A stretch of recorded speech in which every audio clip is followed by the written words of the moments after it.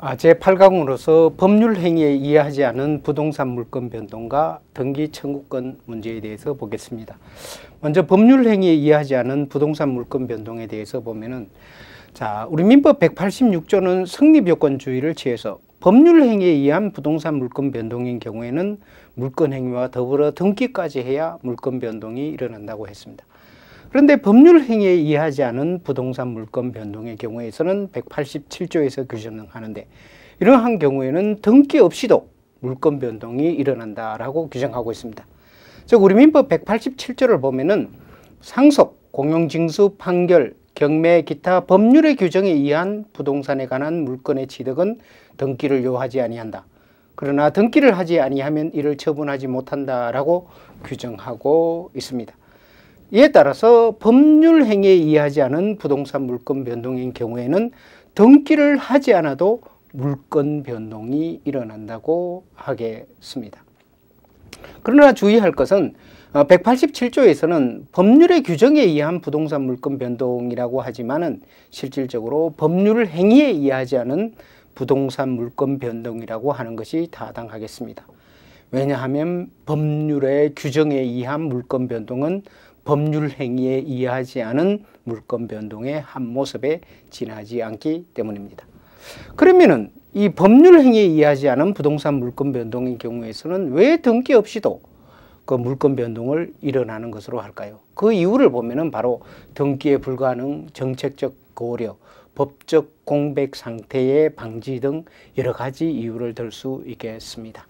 예를 들어서 상속이 일어나는 경우에, 즉 피상속인이 사망하면은 바로 피상속인의 재산은 상속인에게 상속되는데 이러한 경우에는 등기 없이 물권 변동이 일어나도록 하고 있습니다. 피상속인이 사망하면은 바로 피상속인은 권리 의무의 주체가 될 수 없죠. 그리고 나서 상속인이 등기할 때까지 상속인이 등기를 해야만 상속 재산에 대한 권리, 즉 물권을 취득한다고 하면은 법적 공백 상태가 발생할 수 있습니다. 그래서 바로 법적 공백 상태의 방지와 또 피상속인이 사망한 경우에 바로 상속 등기를 할 수가 없죠. 상속인 앞으로 시간적 공백이 있게 됩니다. 그래서 바로 등기하는 것이 불가능합니다. 그래서 바로 등기의 불가능성이라든가 법적 공백 상태의 방지를 위해서 등기 없이도 물권 변동이 일어나도록 하고 있습니다. 제187조의 해석상의 유의점에 대해서 보겠습니다. 187조 이하여 물권을 취득하더라도, 즉 등기 없이 물권을 취득하더라도 이를 법률 행위에 의해 다시 처분하려면 물권의 취득을 등기하고 그 후에 처분에 따르는 등기를 해야 하는 것입니다. 즉 187조 이하면은 물권의 취득은 등기 없이 취득할지라도 바로 그 취득한 물건을 다시 처분하려면은 등기를 하고 처분을 해야 한다는 것이죠.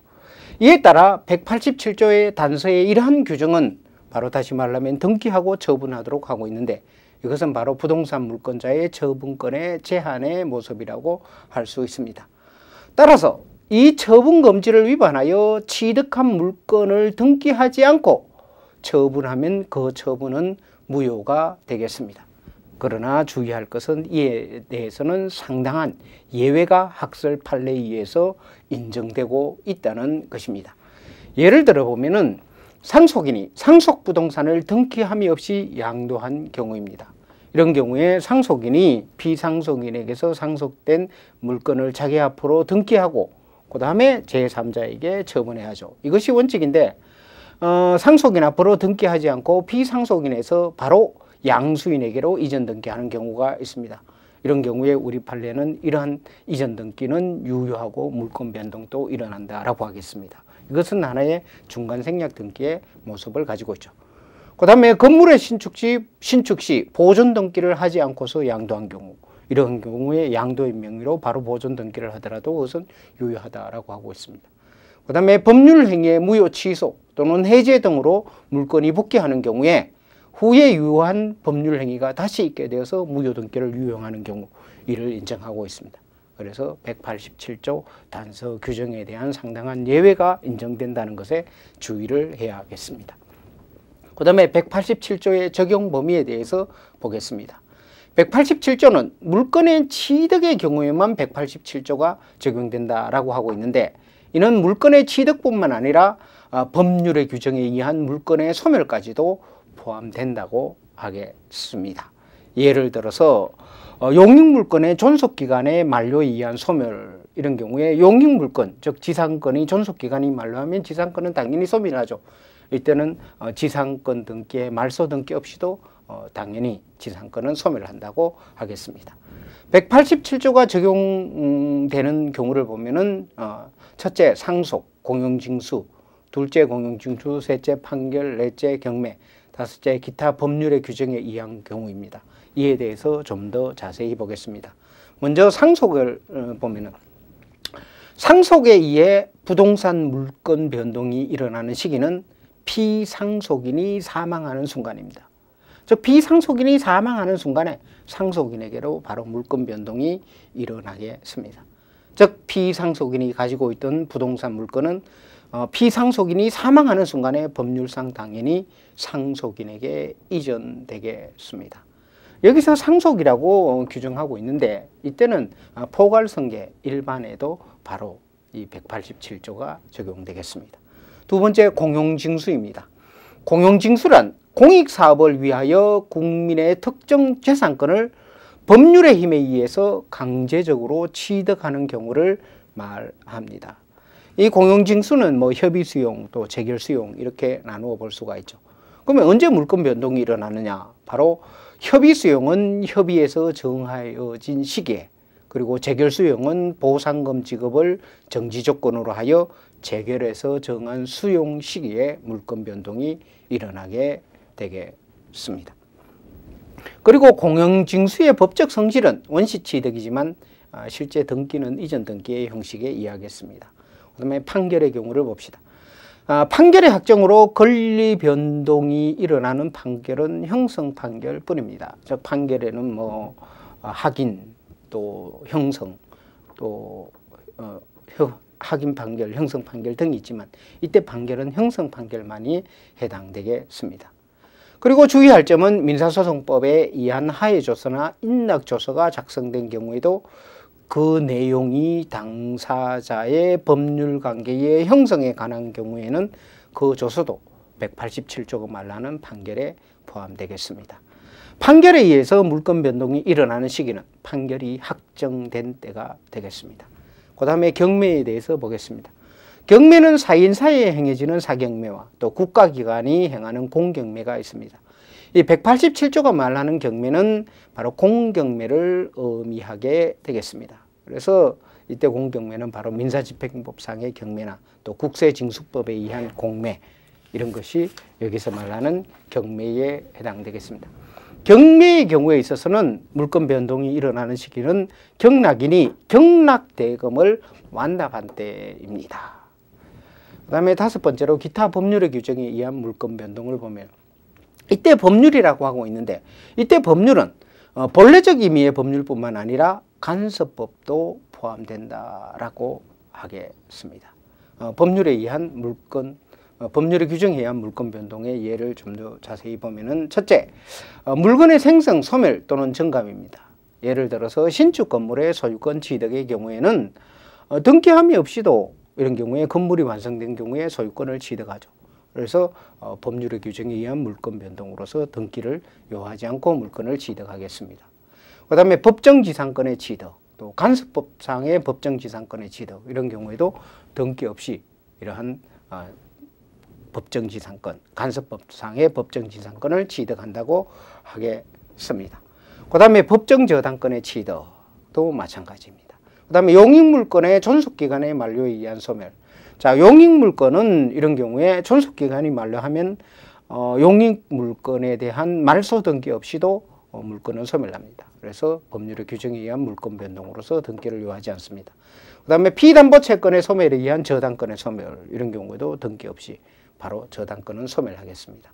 그 다음에 법정 대위에 의한 저당권의 소멸의 경우도 마찬가지입니다.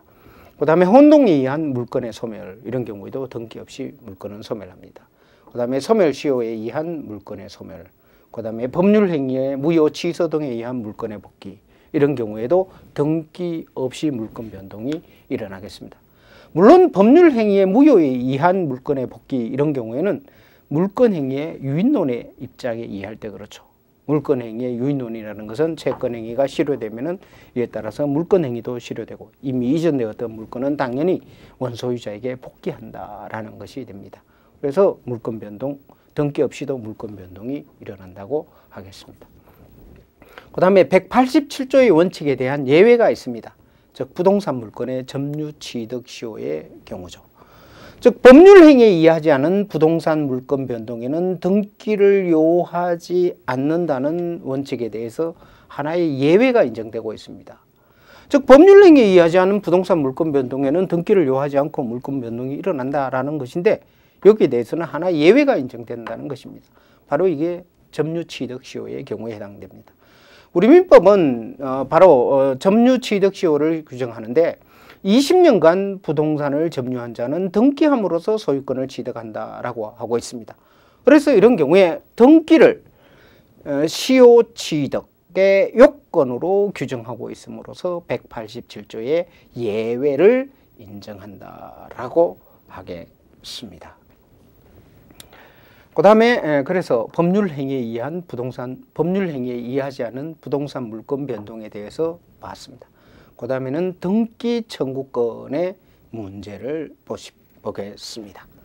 이 등기 청구권이라는 것은 등기 권리자가 등기 의무자에 대하여 등기에 협력할 것을 청구할 수 있는 실제법상의 권리를 말하겠습니다. 예를 들어서 등기 청구권이라는 것은 갑이 을에게 X 토지에 대한 매매 계약을 체결했습니다. 매매 계약을 체결하면은 을은 갑에 대해서 바로 소유권 이전 등기 청구권을 가집니다. 그래서 을이 갑에 대해서 이 부동산의 매수자 등이 가지는 바로 채권이라는 것이 소유권 이전 등기 청구권이 되겠습니다. 이러한 등기 청구권에 대해서 자세히 보겠습니다. 등기 청구권에 의하여 등기 권리자는 등기 의무자에 대해서 등기 신청에 협력하지 않은 경우에 이를 협력할 것을 청구함으로써 등기를 실행할 수 있게 되겠습니다. 그리고 예외적으로 등기 의무자도 등기 권리자에게 등기 청구권을 가진다고 하겠습니다. 즉 등기 권리자가 자기 명의로 등기를 하지 않음으로써 등기 의무자가 가세 등의 불이익을 받는 경우에는 등기 의무자도 등기 권리자에게 등기를 해 가라라고 해서 등기 청구권을 행사할 수 있겠습니다. 이러한 등기 청구권은 등기 인수 청구권이다라고 하는데, 이 등기 인수 청구권도 결국 등기 청구권이다라고 하겠습니다. 그 다음에 등기 청구권은 등기 신청권과는 구별된다라고 하겠습니다. 등기 청구권은 등기 권리자의 등기 의무자에 대한 실체법상의 권리이고 사건입니다. 이에 반해서 등기 신청권은 등기관이라는 국가기관에 대해서 등기를 신청하는 권리인 공법상의 권리를 말합니다. 그래서 등기 신청권, 이것은 바로 절차법상의 권리가 되겠죠. 등기 청구권의 발생 원인과 성질에 대해서 봅시다. 등기 청구권의 성질, 이것은 사실 중요한 의미를 가집니다. 이 등기 청구권이 채권적 청구권인가 아니면 물권적 청구권인가 간에서 견해의 대립이 있고, 이것은 실질적으로 중요한 의미를 가집니다. 왜냐하면 등기 청구권이 채권적 청구권이라면은 채권의 효력밖에 없고 10년의 소멸시효에 걸리게 됩니다. 그러나 등기 청구권을 물권적 청구권으로 이해하면은 등기 청구권은 소멸시효에 걸리지 않는 것이 된다라고 하겠습니다. 그리고 등기 청구권은 일반적으로 채권이라고 보는데, 이 등기 청구권을 채권은 양도할 수 있죠. 그러면 등기 청구권을 양도를 할 수 있느냐, 여기에 대해서 우리나라의 판례 입장은 소유권 이전 등기 청구권의 양도성을 부인하고 있습니다. 이런 경우에 소유권 이전 등기 청구권을 양도하자면 채무자의 동의나 승낙이 있어야 한다라는 것이 우리 판례의 입장입니다. 그래서 등기 청구권은 어떤 성질을 가지느냐, 이게 채권적 청구권이냐 아니면 물권적 청구권이냐라는 것이 중요한 의미를 가지는데 이것에 대해서 자세히 살펴볼 필요가 있습니다. 등기 청구권의 발생 원인과 성질에 대해서 우리 민법은 아무런 규정을 두고 있지 않습니다. 따라서 학설 판례에 의해서 해결될 수밖에 없는 것이죠. 우리나라의 학설은 등기 청구권의 발생 원인과 성질에 대해서 여러 가지로 나누어 봐서, 여러 가지 경우를 나누어 봐서 등기 청구권의 발생 원인과 성질을 파악하는 것이 일반적입니다. 즉 등기 청구권의 발생 원인과 관련해서 법률 행위에 의한 부동산 물건의 물권 변동의 경우, 또 실체관계와 등기가 일치하지 않은 경우, 또 취득시효의 경우, 또 기타의 경우로 나누어서 등기 청구권의 발생 원인 그리고 그 법적 성질을 살펴보고 있습니다. 그래서 먼저 법률 행위에 의한 물권 변동의 경우를 봅시다. 법률 행위에 의한 물권 변동은 186조가 적용되죠. 그래서 물권 행위 플러스 등기가 있어야 물권 변동이 일어나겠습니다.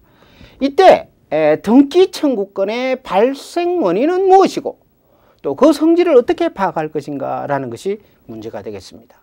예를 들어서 부동산 매매에 기하여 매수인이 가지는 등기 청구권, 즉 매수인이 매도인에 대해서 가지는 등기 청구권의 발생 근거와 그 법적 성질은 무엇이냐라는 것이 문제가 되겠습니다. 여기에 대해서 학설의 입장을 보면은 채권 행위로부터 발생하는 채권적 청구권설이라는 견해가 있습니다. 그 다음에 두 번째로 물권적 합의로부터 발생하는 채권적 청구권설이라는 견해가 있습니다. 이 견해는 등기 청구권은 물권적 합의에 의해서 발생하지만 등기 전 단계의 물권적 합의만으로는 물권 행위가 완성된 것이 아니기 때문에 등기 청구권은 여전히 채권적 청구권이다라고 보고 있습니다. 그 다음에 학설에서는 물권적 기대권의 효력으로 발생하는 물권적 기대권설이라는 견해가 있습니다. 이 견해에 의하면 등기 청구권은 바로 물권 행위가 있으면 등기 청구권이 발생하고 또 이때에 발생하는 등기 청구권의 성질은 물권적 청구권이다라고 보고 있습니다.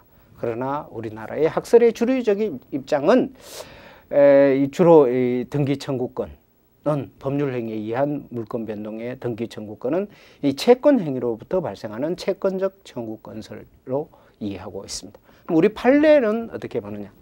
우리 판례는 물권 행위의 독자성을 부인하면서 채권 행위로부터 발생하는 채권적 청구권이라고 파악하고 있습니다. 즉 법률 행위에 의한 부동산 물권 변동의 경우에 매수인이 가지는 등기 청구권, 이것은 바로 채권 행위, 즉 당사자의 채권 계약에서부터 등기 청구권이 발생하고 그러므로 그 법적 성질은 채권적 청구권이다라고 하고 있습니다. 그러면 결론적으로 어떻게 볼 것이냐?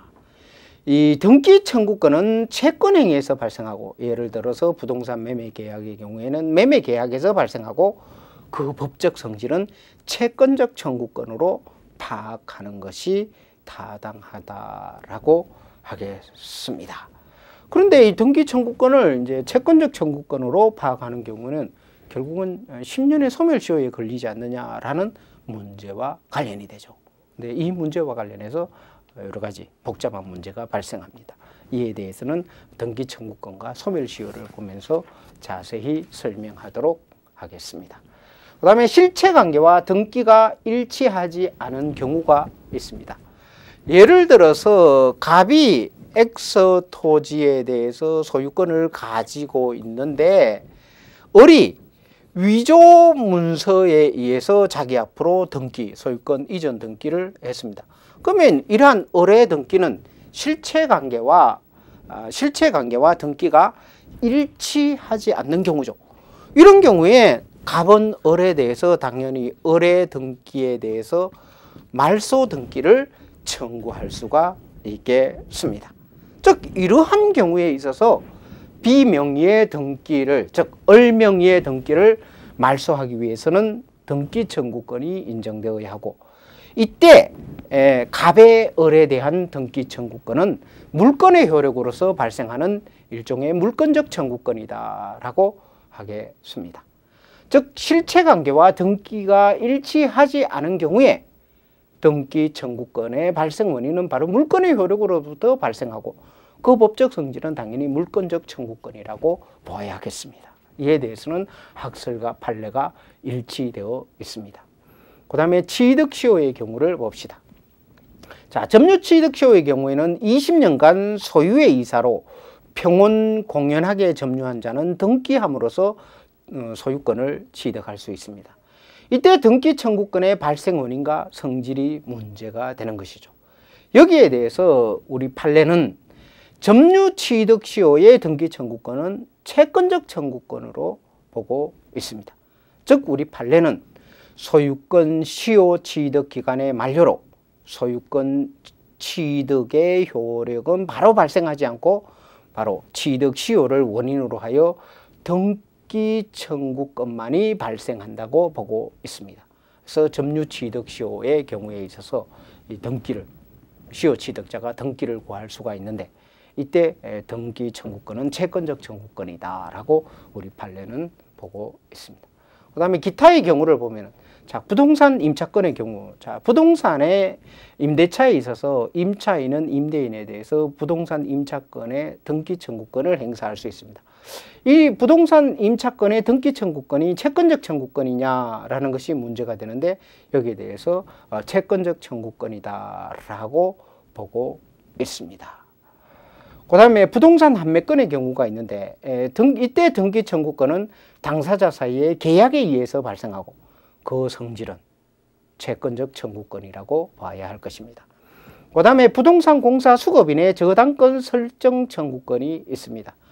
자, 부동산 공사 수급인에게 민법 제666조에 의하면은 자신의 보수 청구권을 담보하기 위해서 완성된 부동산 공사물, 즉 완성된 부동산이 있는 경우 여기에 대해서 저당권 설정 등기 청구권을 인정하고 있는데 이때 저당권 설정 등기 청구권의 성질은 뭐냐? 이것은 바로 채권적 청구권이다라고 하고 있습니다. 그 다음에 마지막으로 소멸시효의 경우를 보면은 자, 지상권, 전세권 이런 것은 소멸시효에 걸릴 수 있죠. 20년간의 소멸시효에 걸리는데 이러한 경우에 지상권, 전세권이 소멸시효한 경우에 소멸시효의 효과에 관해서 우리나라의 다수설과 판례는 절대적 소멸설에 의하고 있죠. 그래서 절대적 소멸설에 의하면 이러한 경우에는 말소 등기 없이 바로 그 물건이 소멸하게 된다라고 보고 있습니다. 그래서 다수설과 판례는 이런 경우에 지상권, 전세권에 대한 말소 등기 청구권은 소유권에 기한 물권적 청구권이다라고 보고 있습니다. 그래서 소유권에 기한 물권적 청구권의 행사로서 바로 지상권, 전세권의 등기의 말소를 구할 수 있는 것으로 보고 있겠습니다. 그 다음에 등기 청구권과 소멸시효 문제에 대해서 보겠습니다. 등기 청구권이 소멸시효에 걸리는가가 문제가 됩니다. 이것은 등기 청구권의 법적 성질을 어떻게 이해하느냐와 관련되겠습니다. 등기 청구권의 법적 성질을 채권적 청구권으로 보면은 소멸시효에 걸린다는 것이 되고 등기 청구권의 법적 성질을 물권적 청구권으로 보면은 바로 독립해서 소멸시효에 걸리지 않는다는 것이 되겠습니다. 그래서 우리가 앞에서 이 등기 청구권의 발생 원인과 법적 성질이 뭐냐, 특히 법적 성질이 뭐냐에 대해서 자세히 검토하게 된 이유가 이 등기 청구권을 채권적 청구권으로 보면은 등기 청구권은 10년의 소멸시효에 걸린다는 것이 되고 또 등기 청구권을 물권적 청구권으로 보게 되면은 소멸시효에 걸리지 않는다는 것이 되기 때문입니다. 기본적으로 이 물권적 청구권이라는 것은 독자적으로 소멸시효에 걸리지 않는다라고 해서 우리가 물권적 청구권과 관련해서 봤죠. 그래서 이것이 중요한 문제가 되겠습니다. 여기에 대해서 우리 판례 입장을 봅시다. 법률 행위에 의한 부동산 물권 변동의 경우에 우리 판례는 등기 청구권은 채권적 청구권이다라고 하고 있습니다. 그러면서 부동산 매수인이 매도인으로부터 목적물을 인도받아 사용 수익하고 있으면 등기 청구권은 소멸시효에 걸리지 않는다라고 하고 있습니다. 자, 이것에 대해서 우리 이 판례 입장을 우리가 자세히 이해할 필요가 있습니다. 예를 들어서 갑이 을에 대해서 X 토지에 대한 매매 계약을 체결했습니다. 그래서 을은 갑에게 바로 잔대금을 모두 지급하고 을은 또 등기에 필요한 서류를 모두 교부받았습니다. 이러한 경우에도 을이 등기하기 전 상태라면은 을은 갑한테 단지 등기 청구권만을 가지고 있죠. 좀 더 정확하게 말하면 소유권 이전 등기 청구권만을 가지고 있습니다. 근데 이 소유권 이전 등기 청구권에 대해서 우리 판례는 이게 채권적 청구권이다라고 보고 있죠. 그러니까 한마디로 채권이라는 말이죠. 채권적 청구권이다라고 보고 있습니다. 그러면 채권적 청구권이라고 보면은 이게 10년의 소멸시효에 걸리죠. 소멸시효에 걸리게 됩니다. 그래서 을이 갑으로부터 을이 갑에 대해서 가지는 소유권 이전 등기 청구권은 10년간 행사하지 않으면 소멸시효에 걸립니다. 그래서 우리 판례는 이때 등기 청구권은 채권적 청구권이다라고 보면서 을이 목적물을 점유하여 사용 수익하는 경우에 을의 갑에 대한 등기 청구권은 채권적 청구권이지만 소멸시효에 걸리지 않는다라고 하고 있습니다. 이러한 판례는 법리상 모순이죠. 왜냐하면 채권적 청구권이라면 10년의 소멸시효에 걸려야 하는데 을이 목적물을 점유하고 사용 수익하는 경우에 을의 갑에 대한 등기 청구권은 소멸시효에 걸리지 않는다라고 하고 있습니다. 이것은 바로 이와 관련이 되는 거죠.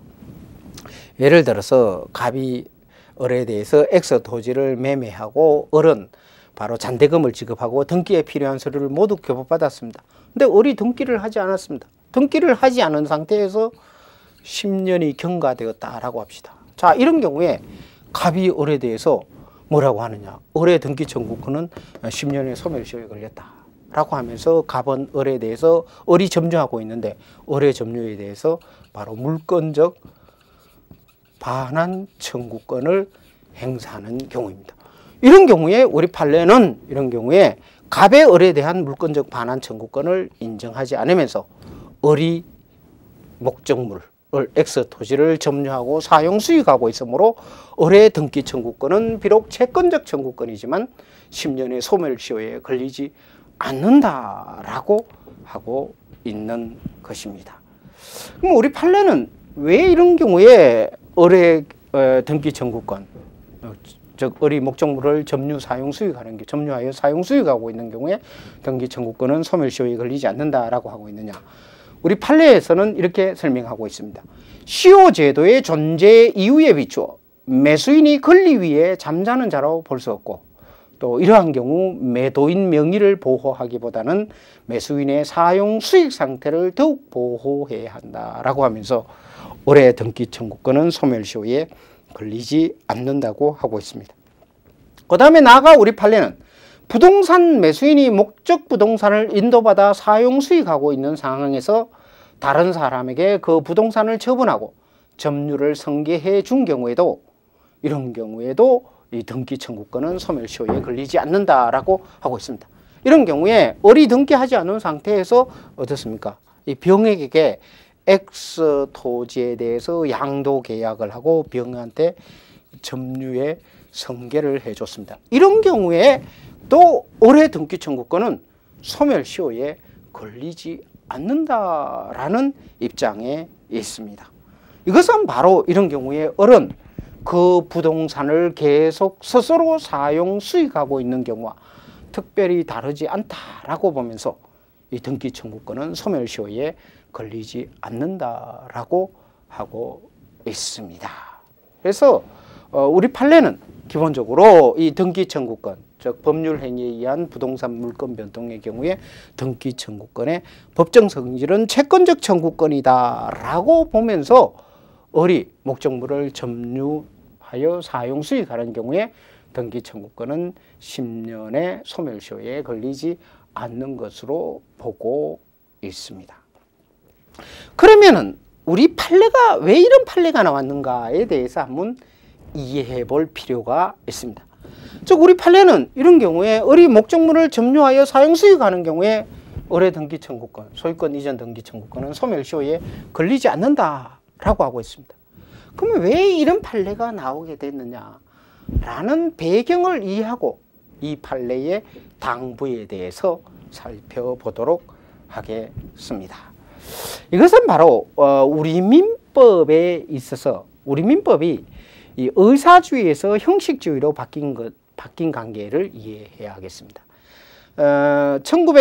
우리 현행 민법은 1960년 1월 1일부터 시행되었죠. 그 전의 민법을 구민법이라고 하는데 구민법은 일본 민법을 어용해서 사용했습니다. 이 구민법에 의하면은 형식주의를 취하였죠. 그래서 당사자 사이에 있어서는 물권 행위만 있으면 물권 변동이 일어나고 등기 없이도 물권 변동이 일어나도록 했습니다. 그런데 우리 민법이 형식주의로 바뀌면서 등기까지 해야 물권 변동이 일어나도록 했죠. 이에 따라서 형식주의로 바꾸면서 과거에 의사주의에 의해서 물권 거래를 한 경우에 바로 형식주의에 따라서 모두 등기를 하도록 해야 할 필요가 있죠. 그래서 구민법 하에서 취득한 부동산 물건의 등기를 이행케 하기 위해서 민법 부칙 제10조 1항에서 경과 규정을 두었습니다. 그래서 신민법 시행일 이전의 법률 행위로 인한 부동산에 관한 물건의 득실 변경은 민법 시행일로부터 3년 이내에 등기하지 않으면 그 효력이 없다라고 했습니다. 그래서 1960년 1월 1일 이후부터 3년 이내에 모두 등기하지 않은 경우에 자기 앞으로 등기하도록 그렇게 했습니다. 그러나 실질적으로 1962년 12월 31일이 경과해도 많은 사람들은 실질적으로 등기하지 않았죠. 이에 따라서 1962년 말에 다시 민법 부칙 10조 1항을 개정하여서 2년을 연장해 줬습니다. 그래서 64년 12월 31일까지 등기를 완료하도록 했습니다. 그러나 1962년 64년 말이 돼도 등기를 하지 않습니다. 그러니까 당사자가 당사자, 즉 부동산 매수인은 자기가 소유자다라고 생각해서 의사주의에 젖어 있어서 소유자다라고 생각하고 등기를 하지 않았습니다. 그래서 다시 64년 말에 부칙 10조 1항을 다시 개정해서 그 1년을 연장해 줬습니다. 그래서 1965년 12월 30일까지 모두 자기 앞으로, 즉 매수인의 경우에 등기하도록 했습니다. 그런데 또 다시 65년 12월 31일이 경과해도 부동산 매수인이 자기 앞으로 등기를 하지 않았습니다. 그래서 이러한 민법 부칙의 두 번의 개정, 이것이 바로 이제 민법의 제2차 또 제3차 개정이 되는 것이죠. 그래서 실질적으로 이제 의사주의에서 형식주의로 바뀌면서 바로 이 등기하지 않은 매수인을 보호하기 위해서 이런 경과 규정을 둬서 등기하도록 그렇게 촉구를 한 것입니다. 그럼에도 불구하고 실질적으로 6년이 경과해도 등기가 되지 않았죠. 그래야 해서 우리 판례는 등기하지 않은 부동산 매수인을 보호하기 위해서 1966년 이후에서는 우리 판례가 어떻게 받느냐 하면은 이때 소유권 이전 등기 청구권은 민법 부칙 10조 1항에 의하여 1966년 1월 1일부터 소멸시효 기간이 진행한다라고 봤습니다. 그래서 실질적으로 등기하지 않은 부동산 매수인은 이렇게 보호할 수가 있었죠. 왜냐하면 66년 1월 1일부터 소멸시효가 진행된다라고 하니까 10년간은 이렇게 보호할 수가 있었습니다. 그런데 1975년 말이 지나도 역시 이 등기하지 않은 부동산 매수인이 나타나게 되었습니다. 그래서 1975년 말이 되어도 실질적으로 갑에게 잔대금만 지급하고 어떻게 합니까? 등기에 필요한 서류는 교부받았지만 교부받고 목적물을 점유, 사용, 수익하고 있습니다. 점유하여 사용, 수익하고 있죠. 어른 자기 앞으로 등기를 하지 않아요. 자, 이런 경우에 1975년 말이 되니까 이제 갑이 을에 대해서 어떻습니까? 물권적 반환 청구권을 행사했죠. 여기에 대해서 1976년에 우리 대법원 판례는 갑의 물권적 반환 청구권을 배척하고 을이 목적물을 점유하여 사용 수익하는 경우, 즉 미등기 매수인을 보호하기 위해서 을이 목적물을 점유하여 사용 수익하는 경우에 을의 등기 청구권은 채권적 청구권이지만 10년의 소멸시효에 걸리지 않는다라고 해서 등기하지 않은 매수인을 보호하기 위한 판결을 내게 된 것입니다. 다시 말하면 1975년 말이 지나도 역시 등기하지 않은 매수인이 있었습니다. 그래서 이때 등기하지 않은 부동산 매수인의 등기 청구권은 채권적 청구권이지만 양수인, 즉 매수인이 사용수익하는 경우에는 소멸시효에 걸리지 않는다라는 판결이 1976년 대법원 전원합의체 판결로 나오게 되었습니다. 그래서 바로 이 1976년 대법원 전원합의체 판결에 있어서 등기하지 않은 부동산의 매수인의 경우에 있어서는 목적물을 점유하여 사용수익하고 있는 경우에 그 등기 청구권은 채권적 청구권이지만 소멸시효에 걸리지 않는다라는 판결을 하게 된 것입니다.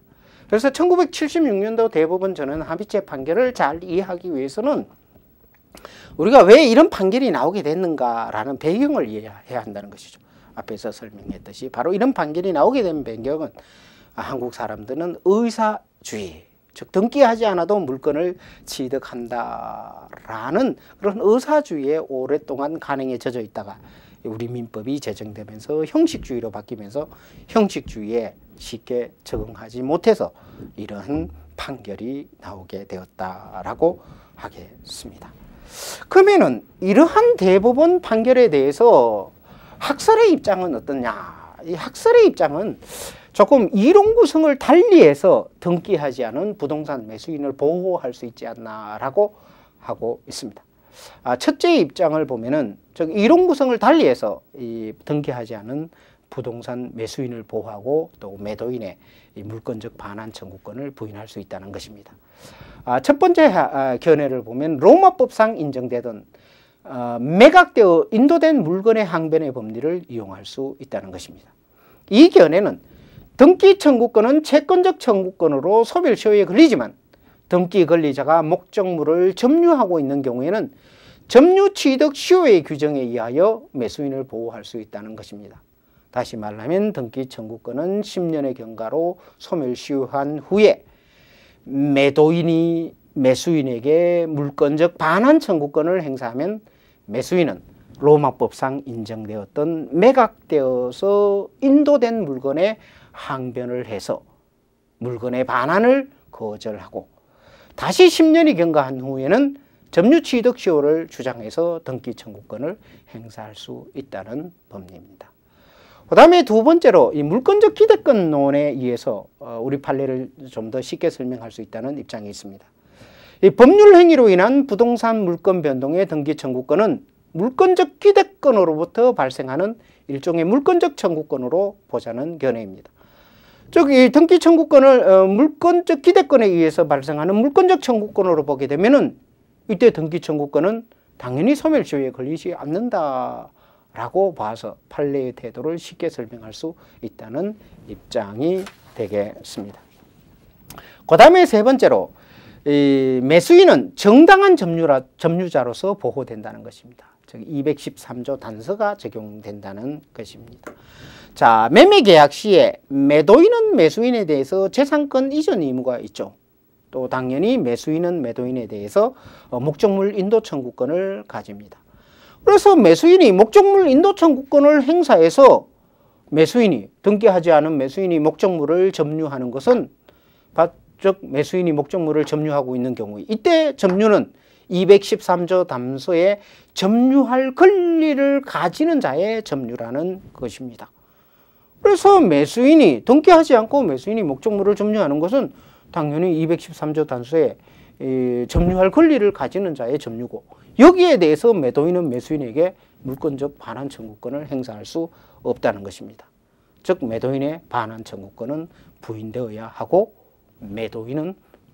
매수인은 보호될 수 있다는 것입니다. 그러면 결론적으로 어떻게 볼 것이냐? 매수인이 부동산을 인도받아 점유하면서 사용 수익하는 것은 등기 청구권 자체의 행사라고 보기는 어려울 것입니다. 하지만 매수인이 부동산을 인도받아 사용 수익하는 것은 재산권 이전 등기 청구권을 행사할 수 있다고 보겠습니다. 이에 따라서 바로 재산권 이전 등기 청구권의 핵심적인 내용 중에 하나가 등기 청구권이고 이에 따라서 등기 청구권은 등기 청구권의 시효 중단의 효력이 미친다고 보는 것이 타당하겠습니다. 그래서 어떤 경우에 어떻든 부동산 매수인이 목적물을 인도받아 사용 수익하는 경우에 부동산 매수인은 보호되어야 한다라고 보는 것이 타당하겠습니다.